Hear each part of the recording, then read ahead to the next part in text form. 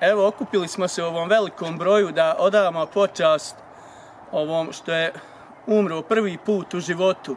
Umro je od ove nove bolesti side, ma ne side, od ove nove bolesti korone, nebitno, on je bio prijesjednik i klanja će se dženaza velikoj muškoj osobi prijesjednik, znači nanijetite za prijesjednika, jer da ga idol čeka prijesjednička fotelja, sa sobom će ponijeti sve što mu mogne stati u oči i u usta, znači sve što mu stane u oči i u usta, on će sa sobom ponijeti. Evo vidi, okupili smo se u velikom broju, ali hvala Bogu, tu je bio bager od naše firme, on je iskopao, zagrnuo, da se mi ne mučimo i plus, da bi bilo još sigurnije i bolje, mi smo njega stavili dol.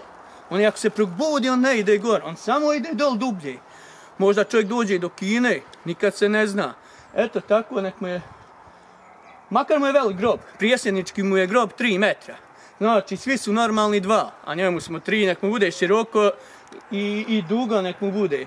Eto, toliko od mene za ovog novog prijesjednika ove državice. Eto ga, toliko.